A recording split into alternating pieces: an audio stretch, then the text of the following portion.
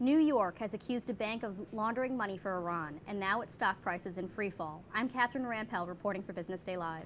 We'll take a look at a potential takeover bid for the retailer Best Buy, and we'll have more details about alleged money laundering to Iran shortly. But first, HCA is one of the largest for-profit hospital chains in the United States. But an investigation found that its labs and doctors were putting patients at risk by performing unnecessary and dangerous heart procedures. My colleague Julie Cresswell has been reporting on the story, and she joins me now. Julie, thanks for coming on. Thanks for having me, Catherine. Usually, when we hear about accusations about unnecessary medical procedures, it's about wasted money, right? And fraud in that sense. But your story indicated that these types of procedures were actually putting people at risk, right? That's absolutely right. I mean, while there's obviously elements of questions about fraud and wasted money and spending on these procedures as well, I think what was shocking to us was the acknowledgement that there had been complications and problems with some of these procedures. You know, no surgery, no procedure is completely riskless, and we were seeing situations where patients had their arteries cut or their arteries. Yeah, the heart is something you kind of don't want to mess with. You don't want to mess with right? that. And that's what was going on with this case. How widespread was this activity, and how was it caught? You know, HCA is the largest for-profit hospital chain in the country. It has 163 hospitals that stretch across the country. We had focused a lot of our research on the state of Florida. And what we found there was they had been looking at a number of hospitals themselves. What HCA is really good at, I think, as an organization is watching its own hospitals. They don't sort of operate completely independently or completely like little silos. So they were able to track and monitor. And when they saw high levels of stent activity or high levels of cardiac procedures occurring, then they were able to dig in and look at it a little bit closer. There was at least one whistleblower in all of this too, There right? was a nurse at one of the hospitals that reported to the company that they thought there was some unnecessary procedures going on, and he got fired for all of that. So, with any medical procedure, it's sort of a subjective case, a subjective set of standards to say whether something is necessary or unnecessary, right? It's not black and white. So who's to say that these procedures that were done, dangerous as they were unnecessary? It was kind of HCA's own experts that they hired to do it. Yes, you're absolutely right. There's a lot of range, there's a lot of wiggle room when a physician decides a patient's arteries are blocked to the point that they need a stent or that they should come in and have a catheterization occur. But that range isn't like it's within a few percentage, let's say maybe 10, 15, maybe 20%, that when you eyeball something you say, okay, you need a stent. Artery blockage. Exactly. Right. What we saw in these documents was that doctors were telling the patients they were 70, 80, 90% blocked when HCA brought in its own experts of reviewers who said, actually, no, it's more like 20, 30, 40%. I mean, that's not an acceptable range. Well, considering this was happening across at least several of its hospital locations and at least multiple doctors, what happens now? I mean, is there an investigation going on? Should we expect prosecution? Should we expect, at least a huge hit to its stock price? Absolutely. The company said yesterday in its 10Q that they actually there's an inquiry that the U.S. Attorney in Miami has asked questions about 10 hospitals in Florida. They're asking for any reviews that HCA would have done. But this is a longer term process, right? Absolutely. I mean, any investigation is going to be 2 or 3 years before we sort of really see an end to it. I think that a lot of investors or Wall Street analysts know that. They look at this as a very long-term process. I think the near-term question with this company might be, now that if you're Medicare, Medicaid, or a private insurer, and there's some questions about the necessity of the procedures going on, do you continue just to sort of cut checks to these guys? All right, well, thank you very much for joining me. Thank you for having me. Turning to the retail industry, the electronics giant Best Buy has struggled with falling sales and increased competition from companies like Amazon and Walmart. So analysts were skeptical when the founder of the company announced yesterday that he might buy it outright. Stephanie Clifford and Michael Delamer said, take a look at the potential takeover. Best Buy's founder, Richard Schulze, he's offered up to $8.8 billion because he thinks that he's the only one who can really save, this retailer.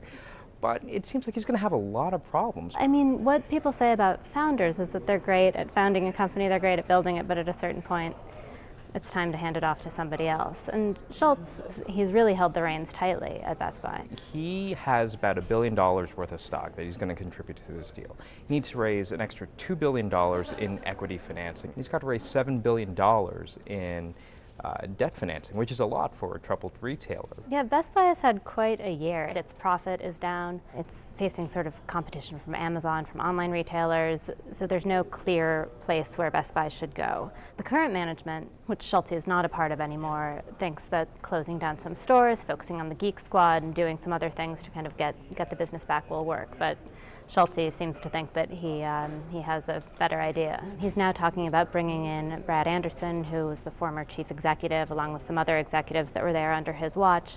I think the company and some analysts certainly want them to go forward on a different tack rather than kind of returning to the 90s heyday of Best Buy, because it's not the 90s anymore. Schultz built Best Buy out of virtually nothing. He built it out of a small store called, I think, The Sound of Music in Minnesota in the 60s. And it became, I mean, it just dominated the music and the electronics world for so long. You saw Circuit City go out of business, you saw CompUSA fail, and Best Buy held on. But in recent years, that has really turned. Absolutely. I mean, you just look at the stock price as of Monday afternoon. It was, well below. It's up, but it's not anywhere near the 24 to 26 that Schultz has offered. And a lot of people, a lot of analysts and investors seem to think it's not going to get there. And at this point, his main bank, which is Credit Suisse, says that they're quote unquote highly confident they can get the financing. But that's not the same thing as actually having the money in your hand. If Schultz doesn't succeed in this offer, Best Buy is sort of going to go forward as it has been, which is it has a new chairman in place,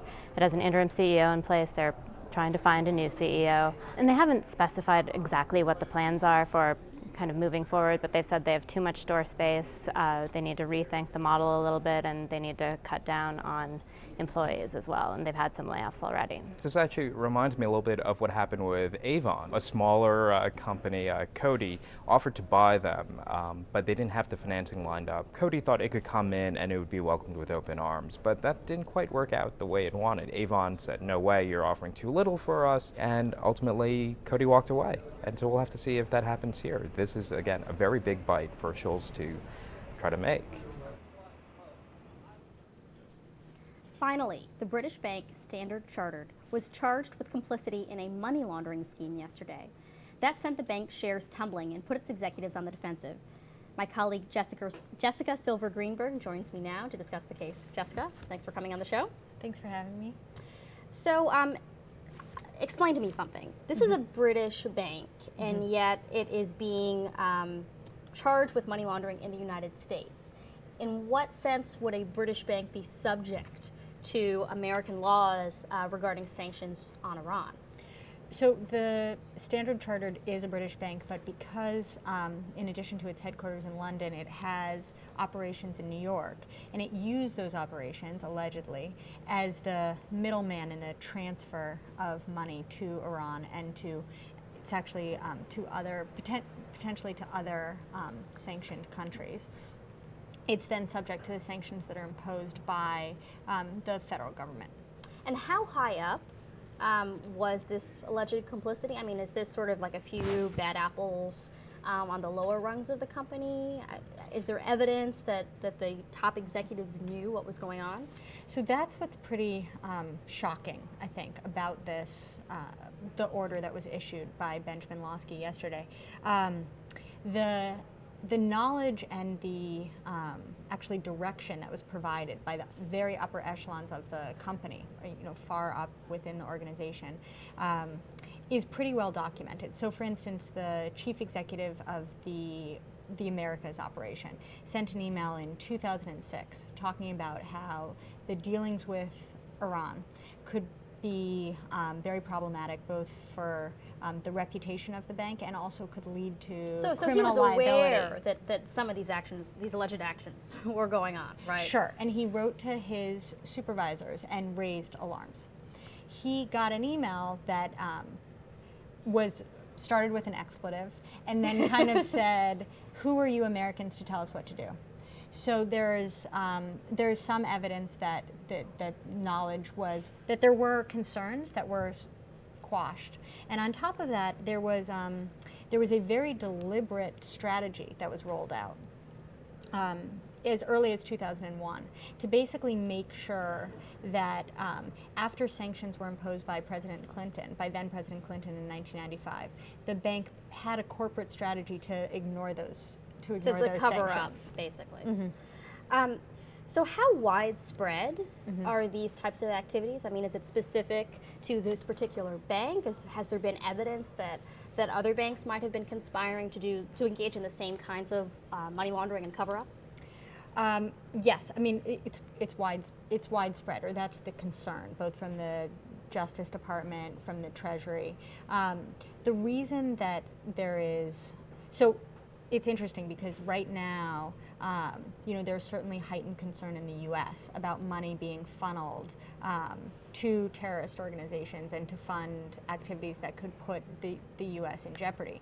As early as, I think it was June, ING Bank settled with the Department of Justice for over $600 million for funneling billions of dollars on behalf of Iran and Cuba, both sanctioned countries. And HSBC, so in July, a Senate committee also found that HSBC had been used by Mexican drug cartels to funnel money into the U.S., by Iran, again, to get around the U.S. sanctions, and I think by Saudi Arabian banks that needed access to U.S. dollars. So in this particular case, is there any reason to believe that Standard Chartered's activities potentially helped fund terrorist organizations or the nuclear weapons development program of Iran?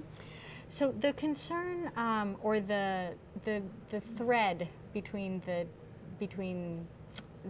Standard Charter's activities and whether or not it led to the funding of various programs that we would be uncomfortable with or would be dangerous for the U.S.